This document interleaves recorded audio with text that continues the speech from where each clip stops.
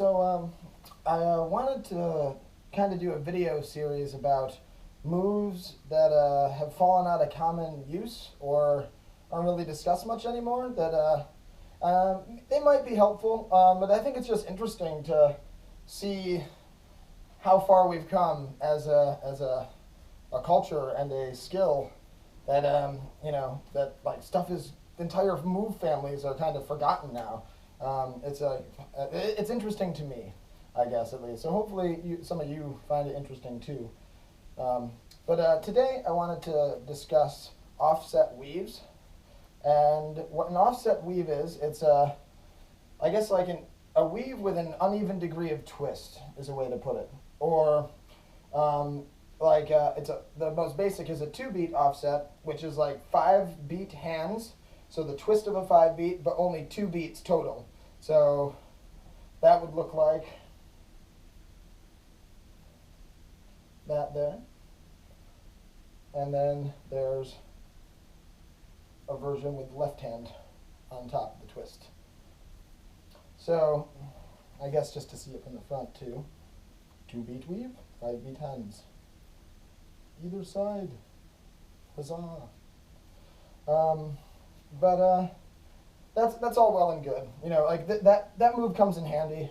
It looks neat. Like you can freeze a 5-beat. So say you're doing just a simple 5-beat turn at the waist. You can freeze it for a second, bring it up over, do it up there. Whoa.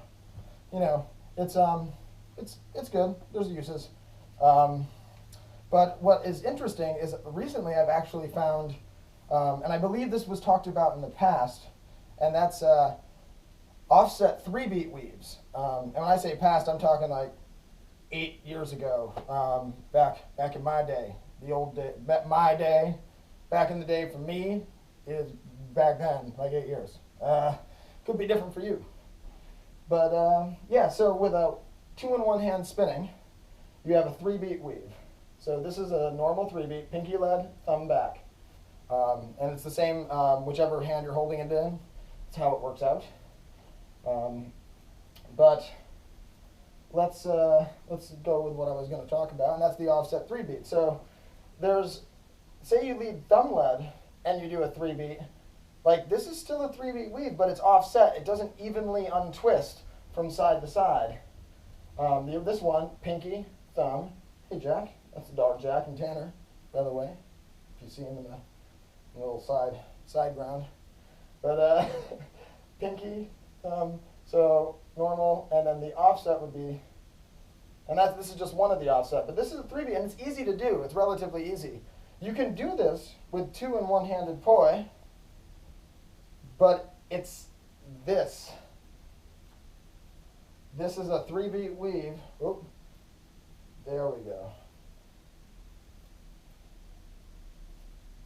So I'm doing 3 beats on total with each hand, but on the native side you're doing 2 beats instead of on the non-native like with a normal weave.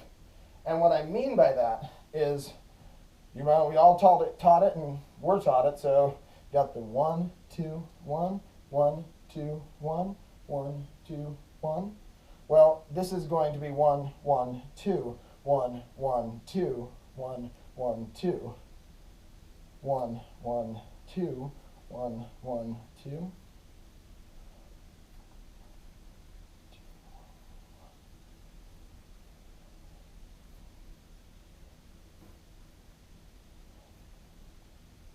Yeah, so that's an offset 3-beat weave. It's definitely kind of tricky and much more difficult with, a poi in each hand than in having it in one hand. And that was just the one version, like twisted up 2 degrees on the right side. I'm just not as proficient at it yet, but maybe, there we go. That's the left-handed one. And I'm still doing 3 beats total. It's just weird because it's an uneven twist, or an untwist. But yeah, so I think that's kind of neat. It's almost like we've progressed so far, yet I'm still surprised to find 3-beat weaves that aren't really talked about much. And they might not be that pretty, but being able to do them, I think, makes me a better spinner and gives me a little bit more control, which to me, my biggest goal is to chase after that, like, the never-ending pursuit of perfection, that you know you can never be perfect at this, but the closer I can get to that, that's where it's at, for me. But yeah, that's first moves I forgot.